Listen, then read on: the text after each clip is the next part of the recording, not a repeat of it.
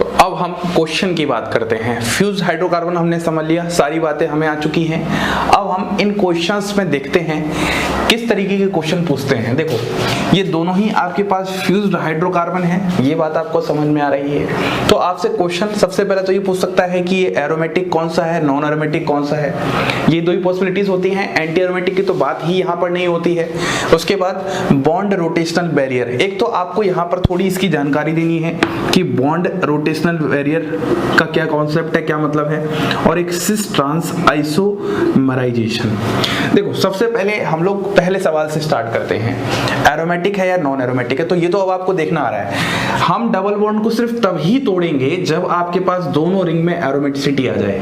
तो आपको पता है जब आप इसको ब्रेक करोगे तो यहाँ से 6 पाई इलेक्ट्रॉन सिस्टम है लेकिन यहाँ तो 4 हैं। जब आप ऐसे ब्रेक करोगे तो यहाँ पर 6 पाई इलेक्ट्रॉन सिस्टम है लेकिन यहाँ पर 4 हैं। तो आप दो तरीके से बॉन्ड ब्रेक कर सकते हो और दोनों ही तरीके से आपने ब्रेक करके देख लिया। एक रिंग जब एरोमेटिक बन रही है तो दूसरी रिंग एंटी एरोमेटिक बन रही है। तो इसीलिए यहाँ पर इस बॉन्ड को हम ब्रेक नहीं करने वाले। तो अगर ब्रेक नहीं करने वाले तो इसका मतलब सिस्टम कैसा रहने वाला है, नॉन एरोमेटिक रहने वाला है। इस सवाल की बात करते हैं, ध्यान देखना। इस वाले में अगर आप ब्रेक करोगे तो ऐसे ब्रेक करके देख लो, हिट एंड ट्रायल मेथड है। सर आपने वैसे ही क्यों किया, ऐसे क्यों नहीं पहले किया? तो ये तो हिट एंड ट्रायल है। यहाँ पर आपके पास क्या जाएगा, माइनस आ जाएगा, यहाँ पर क्या जाएगा, प्लस आ जाएगा। तो देखो इस वाले सिस्टम में कितने हैं, 2 पाई इलेक्ट्रॉन सिस्टम है, ये भी एरोमेटिक है। इस वाले सिस्टम में कितने हैं, 6 पाई इलेक्ट्रॉन सिस्टम है, ये भी एरोमेटिक है। तो ओवरऑल सिस्टम आपके पास कैसा नजर आ रहा है, एरोमेटिक सिस्टम नजर आ रहा है। क्लियर है पॉइंट एकदम अच्छे से, कोई दिक्कत तो नहीं आ रही है। तो बस यही बातें मुझे आपको एकदम अच्छे से समझानी थी। तो ये हमारे पास नॉन एरोमेटिक है, ये हमारे पास एरोमेटिक है। पहला सवाल सबसे आसान है जो कि अभी तक हम सीखते आ रहे हैं। लेकिन अब अगला सवाल है बॉन्ड रोटेशनल बैरियर। देखो पहले एक बात समझाता हूं, एक स्पीसीज है जहां पर A सिंगल बॉन्ड B है और एक स्पीसीज है जहां पर A डबल बॉन्ड B है।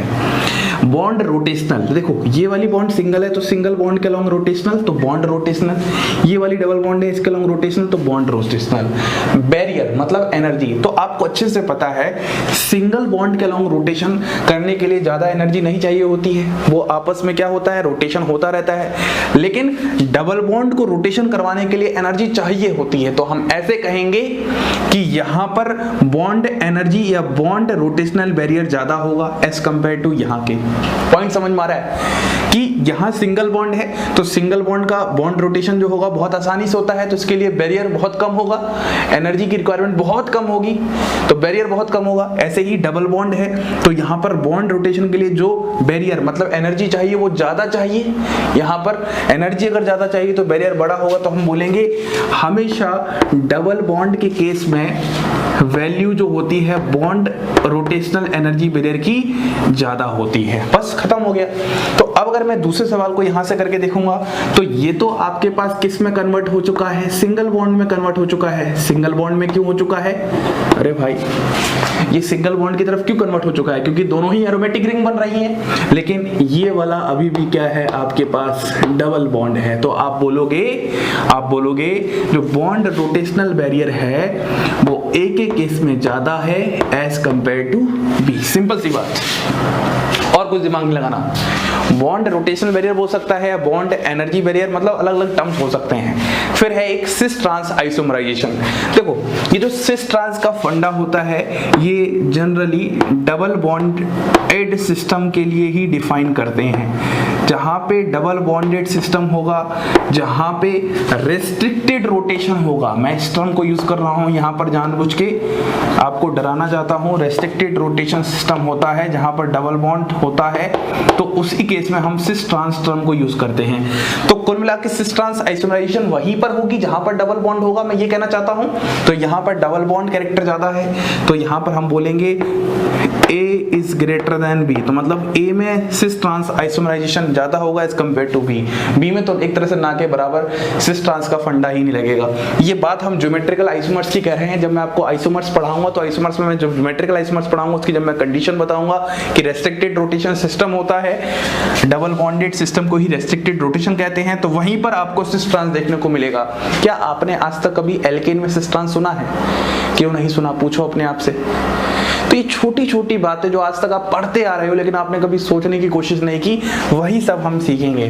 तो सबसे पहले क्वेश्चन में कोई दिक्कत नहीं है। दूसरा question, bond rotation energy barrier, जहां पे डबल बॉन्ड ज्यादा वहां पर एनर्जी बैरियर ज्यादा, तो डबल बॉन्ड कैरेक्टर मतलब वही ज्यादा होगा जहां पर दोनों रिंग एरोमेटिक नहीं बन रही होंगी, तो इस वाले केस में ज्यादा हो गया।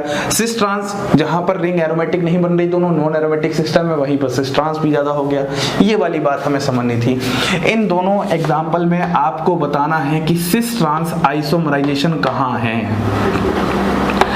सिस ट्रांस आइसोमराइजेशन कहां है, तो जहां पर डबल बॉन्ड कैरेक्टर होगा वहां होगा, सिंपल सी बात है। तो देखो अगर आप इसको ब्रेक करोगे तो यहां पर क्या है, नेगेटिव, यहां पर क्या है, पॉजिटिव। बात समझ में आ रही एकदम अच्छे से। तो 2 तो 4 तो 6, क्लियर है पॉइंट एकदम अच्छे से। और 2 तो 4 तो 6, दोनों ही रिंग क्या बन रही है, एरोमेटिक और एरोमेटिक। तो ये तो सिंगल बॉन्ड हो गया, पक्की बात है। लेकिन अगर मैं इसकी बात करता हूं, अगर मैं ऐसे करता हूं तो 2 2 4 6, लेकिन यहां पर 2 2 4, लेकिन यहां पर ये वाला सिस्टम नहीं होगा, मतलब यहां बॉन्ड ब्रेक नहीं होगी। जब बॉन्ड ब्रेक नहीं होगी तो यहां पर क्या रहेगा, डबल बॉन्ड का डबल बॉन्ड कैरेक्टर ही रहेगा। तो जिसकी वजह से आपको इस वाले केस में सिस ट्रांस आइसोमराइजेशन देखने को मिलेगा और इस वाले केस में देखने को नहीं मिलेगा। यही क्वेश्चन है जो कि स्टैंडर्ड क्वेश्चन है। आप ऐसे रट सकते हो अपने रटने के लिए, अगर नहीं समझ में आ रही चीजें, कि जो नॉन एरोमेटिक होंगे, देखो ये तो आपके पास एरोमेटिक स्पीसीज है, एरोमेटिक सिस्टम है, और ये सिस्टम आपके पास क्या है, नॉन एरोमेटिक है। तो नॉन एरोमेटिक सिस्टम में बॉन्ड रोटेशनल बैरियर भी ज्यादा होगा और सिस ट्रांस आइसोमराइजेशन भी होगा। अब घर बैठ के सोचते रहना ऐसा क्यों हुआ, पहले मैंने आपको समझा दिया, नहीं समझ में आया फिर से बैक करके देखो मैंने क्या क्या बातें बताई। यही क्वेश्चन पूछते हैं स्टैंडर्ड, और फिर मैंने एक क्वेश्चन और करवाया। अब यहाँ पर कुछ एक्स्ट्रा जानकारी के लिए एक बात और समझते हैं। मान लो अगर मैं इस कंपाउंड की बात करता हूँ, आप लोग मुझे बताइएगा ये कंपाउंड क्या है, क्या ये एरोमेटिक है? आप बोलोगे सर क्यों नहीं, करने को हम ऐसा कर सकते हैं, करने को तो आप पता नहीं फिर क्या क्या करोगे दुनिया में। यहाँ पे नेगेटिव ये ला दिया, देखो सर 2 2 4 2 6 पाई इलेक्ट्रॉन सिस्टम आ गए, 6 पाई इलेक्ट्रॉन सिस्टम आ गए। अरे भाई ड्राइविंग फोर्स क्या था, सबसे पहला सवाल तो ये है। अगर आप देखोगे तो ये जो आपने बनाया है ये 1 डिग्री कार्बोकेटाइन बनाया है, और जो कि सबसे लेस स्टेबल होते हैं, तो ये तो कोई सेंस ही नहीं है, मतलब ऐसा कोई कार्यक्रम ही नहीं होगा, मतलब ये सिस्टम नॉन एरोमेटिक ही रहने वाला है। तो ये भी कोई एरोमेटिक सिस्टम नहीं है। ऐसे ही अगर आप और डिफरेंट एग्जांपल्स उठाना चाहोगे, इसकी बात करते हैं तो ये भी आपके पास नॉन एरोमेटिक कहलाएगा। ऐसे ही आप अगर इस तरीके से बात करते हो ये वाले सिस्टम की, वैसे हाईली स्ट्रेन सिस्टम है लेकिन ये सिस्टम भी आपके पास कैसा कहलाएगा, नॉन एरोमेटिक सिस्टम कहलाएगा। लेकिन अगर मान लो हम एग्जांपल की बात करते हैं कुछ ऐसा, डबल बॉन्ड और यहां पर मैं लगाता हूं OCH3, ऐसा कुछ एग्जांपल आ जाए, क्या ये सिस्टम एरोमेटिक हो सकता है? तो देखो इस वाले केस में हम लोग ऐसे सोचेंगे, इस डबल बॉन्ड को तोड़ा, यहाँ पर पॉजिटिव आ गया, यहाँ पर नेगेटिव आ गया, ये 6 पाई इलेक्ट्रॉन सिस्टम हो गया, ये एरोमेटिक बन गया, और साथ ही में ये जो कार्बोकेटाइन है ये इसके बैक बॉन्डिंग के द्वारा स्टेबलाइज है। मतलब यहाँ पर जो ड्राइविंग फोर्स है वो बैक बॉन्डिंग, बैक डोनेशन है। और हमने बात की थी ये वाले जो कार्बोकेटाइन होते हैं ये सबसे ज्यादा स्टेबल कार्बोकेटाइन होते हैं, तो इसीलिए आप इस सिस्टम को एरोमेटिक कह सकते हो। तो मतलब दुनिया में हर कोई एरोमेटिसिटी चाहता है, लेकिन कहीं ना कोई कुछ तो ड्राइविंग फोर्स हो। हर कोई दुनिया में पैसा कमाना चाहता है, लेकिन कहीं ना कुछ तो काम हो, कुछ तो चीजें हों। अरे चोर को चोरी भी करनी पड़ती है, चोरी नाम का एक शब्द आ गया ना, ऐसा थोड़ा ना कि बैठे बैठे हाँ भैया बारिश हो रही है पैसों की। तो वही सब चीजें हैं जो आपको ध्यान देनी है इन सभी एग्जाम्पल्स में। उम्मीद करता हूं आपको ये पूरा टॉपिक बहुत बेहतरीन से समझ में आया होगा, सारे कॉन्सेप्ट्स क्लियर हो चुके होंगे, डाउट नहीं रहे होंगे। उम्मीद करता हूं डाउट होते हैं तो आप जल्दबाजी मत क्या करो, एक बार पढ़ लिया है, जहां पर डाउट है उसको दोबारा पढ़ो, 2-3 बार तो कम से कम एटलीस्ट पढ़ो। पहले अपने आप सीखने की कोशिश किया करो, फिर फाइनली एंड में जब होगा तो हम जब चैप्टर वगैरह सब खत्म कर देंगे, सिलेबस अपना ठीक ठाक हो जाएगा, तो मैं डाउट्स भी बीच में ले लिया करूंगा। अभी से परेशान हो जाएंगे सर ये नहीं आ रहा, थोड़ा सा आप हल्के से समझदार बनिए, जिंदगी में थोड़ा सा कुछ ज्यादा एफर्ट्स लगाइए तो आपको चीजें बिल्कुल समझ में आने वाली हैं। तो अगर आज के लेक्चर में हम रिवाइज करते हैं तो आज के लेक्चर में सिर्फ हमने एक टॉपिक बेहतरीन पढ़ा है, क्वासी एरोमेटिक कंपाउंड्स, जो कि 3 होते हैं। एक तो साइक्लिक कार्बोनिल कंपाउंड्स, दूसरे एजोलीन, और तीसरे हमारे पास होते हैं फ्यूज्ड हाइड्रोकार्बन्स, जो कि सबसे इंपॉर्टेंट कैटेगरी है। अब हम लोग बात करते हैं अपने एरोमेटिसिटी के 4th लेक्चर में। पिछला लेक्चर हमारा क्वासी एरोमेटिक कंपाउंड्स का था। अब हम एक नई कैटेगरी ऑफ कंपाउंड की बात करते हैं जो कि हमारे पास है होमो एरोमेटिक कंपाउंड, या फिर हम होमो एरोमेटिसिटी की बात करने जा रहे हैं। बहुत ही स्पेशल कैटेगरी है। इसमें सबसे पहले एक थ्योरी वाला पोर्शन है, इसको मैं एग्जाम्पल समझाने के बाद आपको दोबारा से समझाता हूँ। तो सबसे पहले हम एग्जाम्पल की बात करते हैं कि आखिरकार ये होमो एरोमेटिक टर्म आया कहाँ से। देखो, ये जो होमो एरोमेटिक टर्म है ये साइक्लोऑक्टाटेट्राईन, आप लोगों को मैंने बताया था वहीं से आया है, जहां पर आपके पास कुछ इस तरीके से एक 8 मेंबर्ड रिंग होती है। ठीक है, अब अगर हम इसके सामने H2SO4 लेके आ जाएं, क्या लेके आ जाएं? H2SO4, तो यहाँ पर आपके पास क्या है? डबल बॉन्ड है, और यहाँ सामने से आपके पास क्या आएगा? H+ टाइप वगैरह आएगा। मतलब हम यहाँ पर न्यूक्लियोफिलिक एडिशन रिएक्शन की बात कर रहे हैं। तो जब यहाँ पर न्यूक्लियोफिलिक एडिशन रिएक्शन होगी तो इससे क्या होगा? ये वाली बॉन्ड यहाँ पर शिफ्ट होगी। जैसे ही ये बॉन्ड शिफ्ट होगी तो आपके पास यहाँ पर कुछ इस तरीके से देखने को मिलने वाला है। यहाँ पर पॉजिटिव आ जाएगा और यहाँ पर जो नेगेटिव आया था उस नेगेटिव पे क्या आ जाएगा? आपके पास H आ जाएगा। बाकी इस तरीके से आपके पास ये रहने वाला है। ठीक है, ये नेगेटिव पहले आया, उस नेगेटिव से आपके पास यहाँ से क्या आ जाएगा? H+ आ जाएगा, और दोनों में इस तरीके से बन के आपके पास ओवरऑल स्पीशीज का जो फॉर्मेशन होगा वो कुछ इस तरीके से देखने को मिलने वाला है। ये जो खास तरह का कंपाउंड आया है, इसी कंपाउंड को हम नाम देते हैं होमो एरोमेटिक कंपाउंड। अब ये आखिरकार होमो एरोमेटिक कंपाउंड कैसे है? आप लोग तो जनरली ये सोचोगे सर ये जो कार्बन है ये sp3 हाइब्रिडाइज्ड कार्बन है, और आपने ही बताया था जहां पर भी डीलोकलाइजेशन का ब्रेक हो जाए, मतलब sp3 हाइब्रिडाइज्ड कार्बन आ जाए, तो वह नॉन एरोमेटिक होता है। बिल्कुल बताया था, एकदम सही बात है। लेकिन यह जो कंपाउंड है ये खास तरह का मैं बोल रहा हूँ होमो एरोमेटिक कंपाउंड है। अब किस तरीके से है इसी को मैं समझाने के लिए कुछ इस तरीके की डायग्राम से समझाने की कोशिश करता हूं। जरा ध्यान से देखना, यहाँ पर आपके पास क्या था? पॉजिटिव, यहाँ पर डबल बॉन्ड, यहाँ पर डबल बॉन्ड, और यहाँ पर डबल बॉन्ड। अब अगर आप जरा ध्यान से कंपाउंड को देखोगे तो आपको ये लग रहा है कि यहाँ पर अभी भी क्या है? इसका साइक्लिक क्लोज लूप बन के तैयार है। मतलब इस सैचुरेटेड कार्बन एटम को क्या कर रहे हैं? बाईपास कर रहे हैं। ये जो आपके पास सैचुरेटेड sp3 कार्बन एटम है इसको हम लोग बाईपास करके अभी भी अपने कंटिन्यूअस डीलोकलाइजेशन की बात कर रहे हैं। इस टर्म को ध्यान देना है। कैसे कर सकते हैं? ये पॉजिटिव है तो यहाँ पर ऑर्बिटल होगा, ये डबल बॉन्ड है तो यहाँ पर भी आपके पास इस तरीके से ऑर्बिटल बना होगा जिससे पाई बॉन्ड बनी होगी। बिल्कुल बात समझ में आ रही है? ये पाई बॉन्ड इसके साथ अभी भी डीलोकलाइजेशन कर रही है। बाकी इस वाले केसेस में जैसा हो रहा है वैसा ही होता आएगा, उसमें कोई चेंज नहीं आएगा। लेकिन इस पॉइंट को आपको समझना है कि यहाँ पर हम लोग क्या बात कर रहे हैं? System in which a stabilized cyclic conjugated system is formed।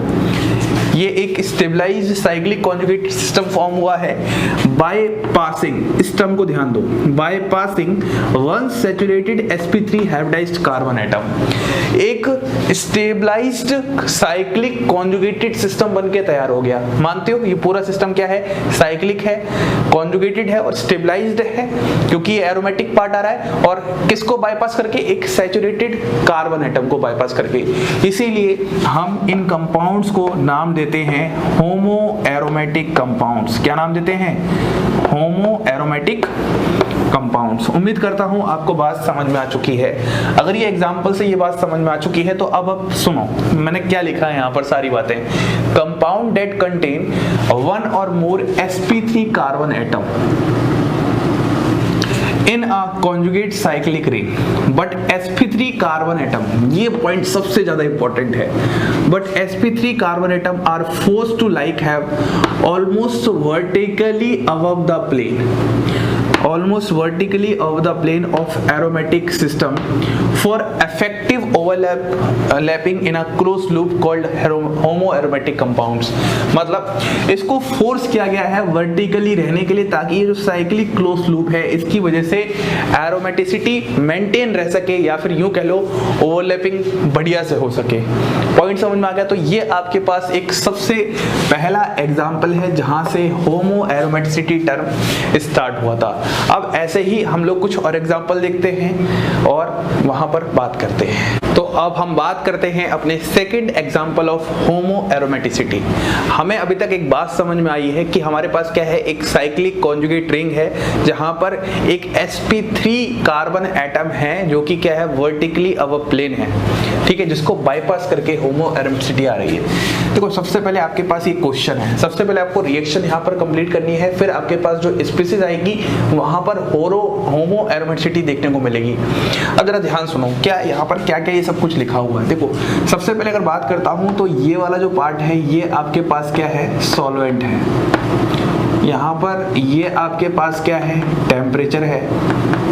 और ये जो आपके पास पूरा जो पार्ट आ रहा है यही आपके पास क्या होता है, सुपर एसिड होता है।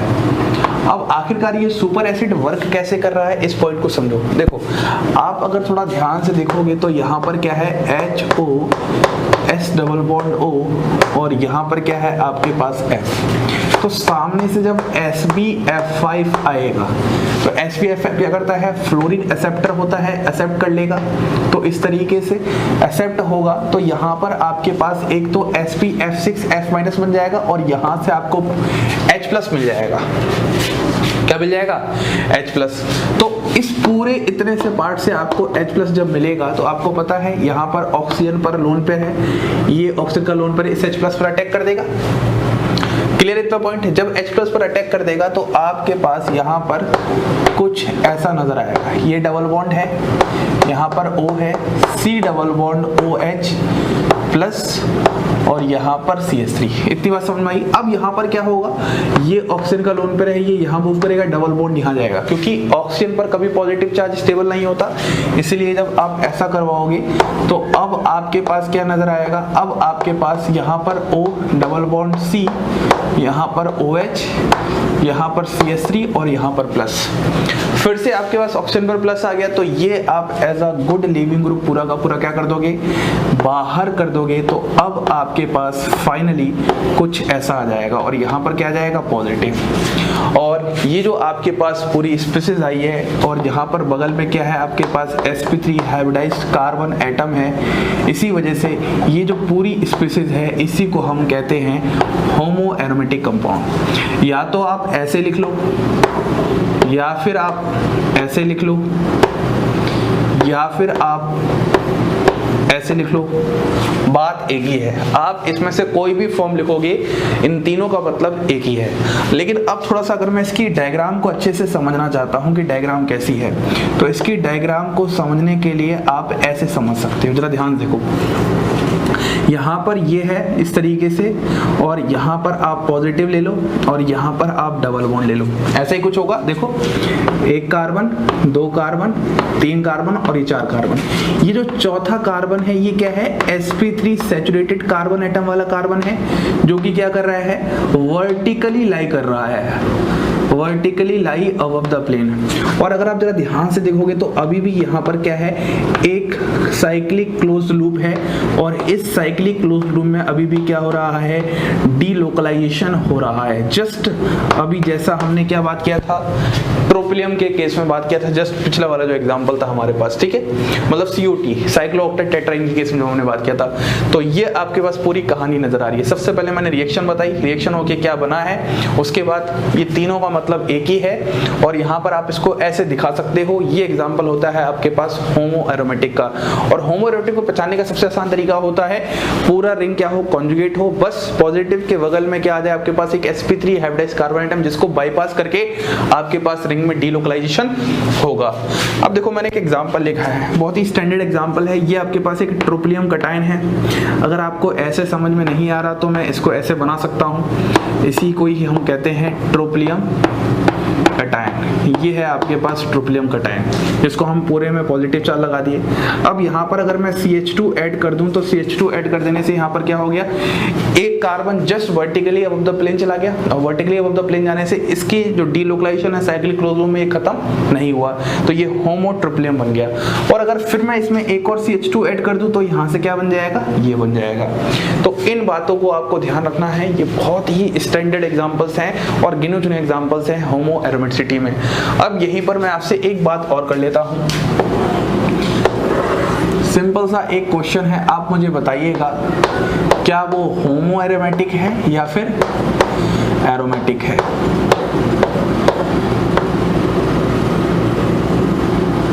ये है क्वेश्चन। आपने देखा होगा 10 एनुलिन के केस में मैंने सब्स्टिट्यूशन करवाया था, तो इस तरीके से हुआ था। देखो ये हम लोगों ने एरोमेटिक की बात की थी, बिल्कुल सही है, लेकिन हम लोग इसको होमो एरोमेटिक भी कह सकते हैं। अब ये ऑप्शंस पर डिपेंड करेगा। देखो अगर ऑप्शन में एरोमेटिक दिया है तो एरोमेटिक को टिक कर दो। मान लो अगर एरोमेटिक टिक नहीं दिया है और होमो एरोमेटिक दिया है बाकी सब के साथ, तो आप होमो एरोमेटिक पर टिक करके आना, नहीं तो आप तो कंफ्यूज रहोगे कि हमने एक एग्जांपल, दो एग्जांपल और तीसरा COT वाला एग्जांपल, तीन एग्जांपल पढ़े हैं, ये कौन सा नया एग्जांपल आ गया। जरा ध्यान से देखो, यहाँ पर भी क्या है आपके पास वर्टिकली अबव प्लेन लाई कर रहा है एटम sp3, और इस पूरे लूप में क्या है, साइक्लिक क्लोज्ड लूप में डीलोकलाइजेशन है, तो मैं इसको भी कह सकता हूँ होमो एरोमेटिक। लेकिन ये डिपेंड करेगा ऑप्शंस पर कि ज्यादा बढ़िया ऑप्शन तो एरोमेटिक ही है, अगर एरोमेटिक नहीं देगा तो आप होमो एरोमेटिक लगाकर आ सकते हैं। ये हमारे पास पूरी कहानी थी होमो एरोमेटिसिटी के बारे में। अब होमो एरोमेटिसिटी रिलेटेड एक स्पेक्ट्रोस्कोपिक टेक्निक होती है, जहां पर CSI नेट में क्वेश्चन पूछा गया है कि ये वैल्यू किस कौन से वाले H की होगी। एक आपने केमिकल शिफ्ट सुना होगा, NMR स्पेक्ट्रोस्कोपी, जहां पर केमिकल शिफ्ट की वैल्यू आती है डेल्टा, अलग अलग वैल्यूज होती हैं। हम थोड़ा सा अब बात करते हैं aromaticity in terms of spectroscopy कि स्पेक्ट्रोस्कोपी में डेफिनेशन क्या होती है, स्पेक्ट्रोस्कोपी से कैसे कैसे एग्जांपल्स में उनकी वैल्यू क्या क्या हो सकती हैं, ये कुछ एक दो बातें हम लोग यहाँ पर समझते हैं। तो आइए अब हम बात करते हैं स्पेक्ट्रोस्कोपी का रोल एरोमेटिसिटी में किस तरीके से है। देखो सबसे पहले हमारे पास क्या है, NMR definition of aromaticity. NMR stand for nuclear magnetic resonance, ये आपके पास होता है, ठीक है। और इसको हम लोग स्पेक्ट्रोस्कोपी में डिटेल में पढ़ने वाले हैं। ऑर्निक स्पेक्ट्रोस्कोपी जब मैं पढ़ाऊंगा आपको 3 पार्ट पढ़ाऊंगा, NMR, IR और UV। बहुत ही आराम से एक एक कॉन्सेप्ट्स को डिटेल में सीखना स्टार्ट करेंगे। यहाँ पर बस हमें थोड़ी सी जानकारी चाहिए। देखो सबसे पहले डेफिनेशन के रिगार्डिंग अगर हम बात करें तो यहाँ पर हम एक्सटर्नल फील्ड अप्लाई कर रहे हैं। जब हमने एक्सटर्नल फील्ड अप्लाई किया तो यहाँ पर बेंजीन रिंग में क्या हो गया है, इंड्यूस्ड रिंग करंट डेवलप हो चुका है। तो हम ऐसे कह सकते हैं the ring which sustain induced ring current, जो अपने पास रखती है when kept in magnetic field is called aromatic ring. तो ये हमारे पास एक डेफिनेशन होती है जो हम एरोमेटिक कंपाउंड्स के लिए स्पेक्ट्रोस्कोपी टर्म्स में बता सकते हैं। चलो ये बात तो हो चुकी है। कभी कभी ये क्वेश्चन स्टेटमेंट की फॉर्म में आ सकते हैं कि जब एक्सटर्नल फील्ड अप्लाई किया गया किसी एरोमेटिक कंपाउंड से तो किस तरीके से क्या चीजें हैं वो आपको डेफिनेशन समझा सकती है। अब हमारे पास ये दो कंपाउंड है, इन दोनों कंपाउंड में मैं यहाँ पर जो हाइड्रोजन की वैल्यू है, केमिकल शिफ्ट की वैल्यू है, जिसको हम ppm पढ़ लेते हैं। अब क्या ppm है, क्या केमिकल शिफ्ट है, इसको ज्यादा डिटेल में मत जाओ, हम बस यहाँ पर अपने काम की बात करते हैं। देखो यहाँ पर अगर हम क्या करें, एक्सटर्नल फील्ड अप्लाई करें B नोड, मान लो हम लोगों ने यहाँ पर एक्सटर्नल मैग्नेटिक फील्ड अप्लाई किया। जब हमने एक्सटर्नल मैग्नेटिक फील्ड अप्लाई किया तो हमारे पास डायरेक्शन कुछ ऐसा ही है, तो इस तरीके से रिंग करंट जाएगा और यहाँ पर इस तरीके से आता जाएगा। जरा ध्यान से देखना, जब यहाँ पर देखेंगे तो यहाँ पर हमारे पास सबसे मैक्सिमम वैल्यू है, जैसे जैसे हम जाएंगे वैसे वैसे वैल्यू कम होती जा रही है और इस जगह पर हमारे पास वैल्यू सबसे कम है। हम ये कह सकते हैं यह वाला जो प्रोटॉन है ये कहाँ पर प्रेजेंट है, यह है हमारे पास शील्डेड रीजन में प्रेजेंट है, और जो शील्डेड रीजन में प्रोटॉन प्रेजेंट होते हैं उनकी वैल्यू सबसे कम आती है। अभी शील्डेड रीजन क्या है, डीशील्डेड रीजन क्या है, इसको हम NMR स्पेक्ट्रोस्कोपी में ही डिटेल में बात करेंगे। लेकिन अभी आप ऐसे समझ लो, जिस डायरेक्शन में आपकी मैग्नेटिक फील्ड उसके जस्ट अपोजिट डायरेक्शन में यहाँ पर आ रहा है यह वाला, तो हम इसको शील्डेड रीजन कह देंगे, और जितना बाहर की तरफ जाएगा उसको हम डीशील्डेड रीजन कह देंगे। या ऐसे कह सकते हो, अगर ये हमारे पास एक एरोमेटिक स्पीशीज है, ये बात तो पक्की है, तो जो एरोमेटिक स्पीशीज के अंदर प्रोटॉन होंगे वो क्या होंगे, शील्डेड होंगे और वैल्यू कम होंगे। जो बाहर की तरफ होंगे वो क्या होंगे, डीशील्डेड होंगे और वैल्यू ज्यादा होगी। ऐसे ही इस एग्जांपल की बात करते हैं, हमारे पास जितने जितने भी ये बाहर की तरफ प्रोटॉन है, जितने भी बाहर की तरफ प्रोटॉन है, इन सभी प्रोटॉन की जो वैल्यू आती है वो 9 ppm आती है। तो ये डीशील्डेड प्रोटॉन है, जबकि ये जो इनर प्रोटॉन है ये क्या है, शील्डेड रीजन में मौजूद है, तो इनकी वैल्यू कम आती है। आप अभी अपनी जानकारी के लिए सिर्फ इतना याद रख लो, जो अंदर की तरफ प्रेजेंट होते हैं रिंग में उनकी वैल्यू क्या होती है, कम होती है, -4 ppm बहुत कम वैल्यू है, और जो बाहर की तरफ होते हैं उनकी वैल्यू ज्यादा होती है। अभी आपको स्पेक्ट्रोस्कोपी टर्म्स में ये समझ में आनी चाहिए। तो कभी कभी हो जाता है, बताने को आ जाता है, जैसे कंपाउंड आ जाएगा, बोलेगा इतनी वैल्यू है तो किस प्रोटॉन की हो सकती है, तो आप बस ये चेक कर लो अंदर की तरफ कौन है और बाहर की तरफ कौन है, इससे समझ में आ जाएगा।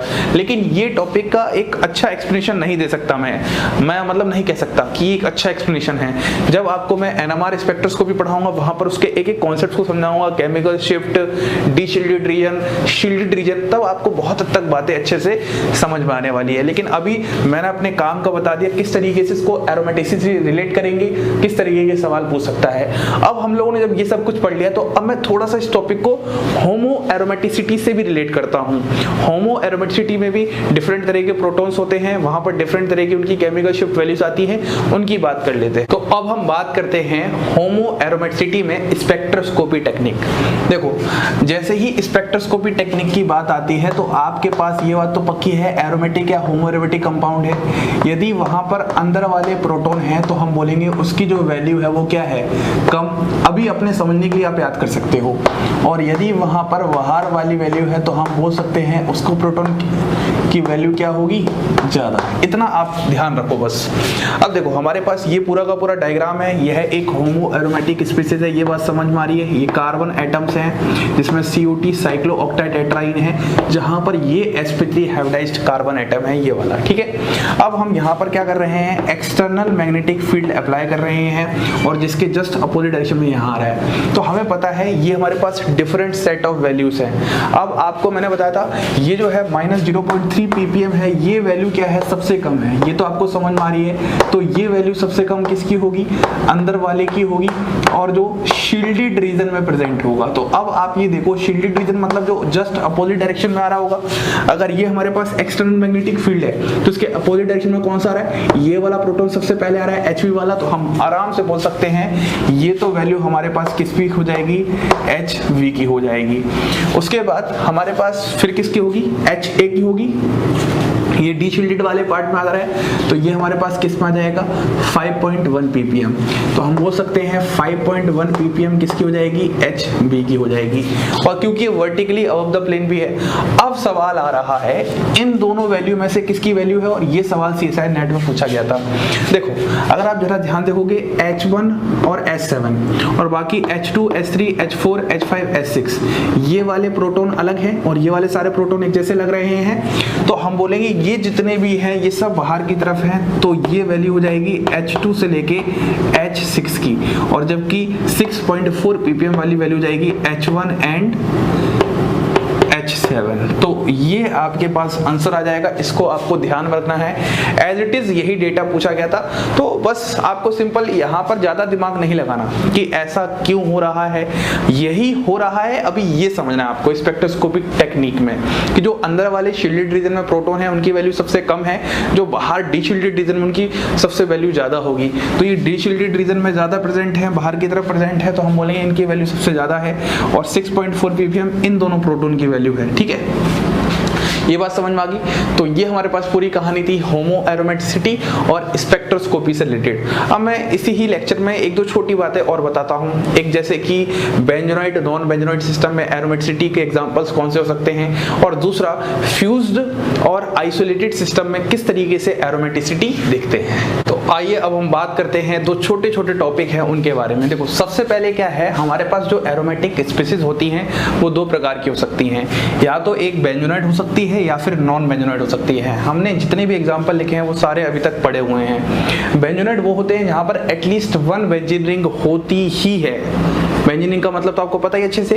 तो देखो आपके पास ये 3 एग्जांपल हैं, यहाँ पर ये बेंजीन है, ये नेप्थलीन है, ये एंथ्रासीन है, इस तरीके से। तो तीनों में ही अगर आप देखोगे कॉमन क्या है, इसमें तो एक बेंजीन रिंग खुद ही बेंजीन है, यहाँ पर भी एक बेंजीन रिंग कम से कम होनी ही चाहिए, और यहाँ पर भी एक बेंजीन रिंग तो कम से कम है ही। तो ये जितने भी एग्जांपल्स हैं ये सब बेंजोनॉइड एरोमेटिक स्पीसीज हैं। अगर मैं इसके केस में बात करता हूं तो नॉन बेंजोनॉइड में देखो ये वाला एग्जांपल, क्या इसमें कोई बेंजीन रिंग है, इसमें कोई बेंजीन रिंग नहीं है, फिर भी ये क्या है, एरोमेटिक है, तो इसीलिए ये नॉन बेंजोनॉइड एरोमेटिक स्पीसीज होता है। एक तो चलो क्लासिफिकेशन ये हो गया। अब एक होता है जो सबसे इंपॉर्टेंट है, पॉलीसाइक्लिक एरोमेटिक कंपाउंड। इसको थोड़ा सा ध्यान देना पड़ता है। पॉलीसाइक्लिक एरोमेटिक कंपाउंड दो प्रकार के होते हैं, एक तो होते हैं फ्यूज्ड और एक होते हैं आइसोलेटेड। फ्यूज्ड में क्या होते हैं, जहां पर दोनों ही के बीच में सिर्फ एक ही बॉन्ड दोनों के साथ साझे हो, मतलब है ना, आ रही बात समझ में। और यहाँ आइसोलेटेड क्या है, अलग अलग रिंग इस तरीके से बन रही हो। तो देखो इसमें एक लाइन पढ़ो सबसे पहले, whole system is considered for aromaticity. इसमें पूरा सिस्टम ही कंसिडर करते हैं एरोमेटिसिटी के लिए। मतलब जो आप हकल रूल लगाओगे, देखो 2 तो 4 2 6 2 8 2 10, तो यहाँ पर पूरे आपको पाई इलेक्ट्रॉन पूरे सिस्टम में गिनने पड़ेंगे। जबकि इस वाले में क्या है, individual ring is considered for aromaticity. तो देखो 2 2 4 6, तो यहाँ पर 6 पाई इलेक्ट्रॉन है और यहाँ पर भी आपके पास 6 पाई इलेक्ट्रॉन है। तो दोनों में फर्क क्या है तो दोनों एरोमेटिक, लेकिन यहाँ पर आपने पूरे सिस्टम को कंसीडर किया है और यहाँ पर आपने सिर्फ इंडिविजुअल रिंग को कंसीडर किया है एरोमेटिसिटी समझते समय। इस चीज को समझो यार, मैं क्या बताना चाहता हूँ। 1 2 3 4 5 6, इसमें चलो आपको समझ में आ रहा है कि सर अगर हम इंडिविजुअल रिंग ले लें, लेकिन 2 और 2 4, इसमें तो सिर्फ 4 ही रह जाएंगे, तो आप बोलोगे सर ये एरोमेटिक है और ये एंटी एरोमेटिक है। ऐसा नहीं है। जब भी आपके पास फ्यूज्ड पॉलीसाइक्लिक कंपाउंड्स हों तो हमेशा वो पूरा सिस्टम ही काउंट किया जाता है। ऐसे ही आपके पास ये एग्जांपल है, देखो 2 तो 4 तो 6 2 8 10 2 12 और 2 14, तो ये 14 पाई इलेक्ट्रॉन सिस्टम है, तो ये भी एरोमेटिक है। और ये आपके पास देखो 6 पाई इलेक्ट्रॉन सिस्टम है, ये भी 6 पाई इलेक्ट्रॉन सिस्टम है और ये भी 6 पाई इलेक्ट्रॉन सिस्टम है। मतलब ये है तो सारे एरोमेटिक ही, क्योंकि लिखा ही है पॉलीसाइक्लिक एरोमेटिक कंपाउंड्स। लेकिन ये दो तरह के हैं, एक तो फ्यूज्ड है जहां पर पूरा सिस्टम कंसीडर किया गया है अकॉर्डिंग टू हकल्स रूल, और एक जहां पर इंडिविजुअल रिंग को ही कंसीडर किया गया है। बस आपकी जानकारी के लिए बता दिया है ताकि आप कभी कंफ्यूज ना हो। तो ये था हमारा पूरा का पूरा लेक्चर, जहां पर हमने स्टार्टिंग की होमो एरोमेटिसिटी से, फिर हम स्पेक्ट्रोस्कोपी की तरफ थोड़ा गए। घबराने वाली बात नहीं है, जब हम स्पेक्ट्रोस्कोपी पढ़ेंगे बहुत डिटेल में तब आपको वो सब बहुत ही छोटी चीजें लगेंगी। उसके बाद हम लोगों ने ये लास्ट में कुछ क्लासिफिकेशन को देखा। इसी के साथ आप सभी लोगों को धन्यवाद।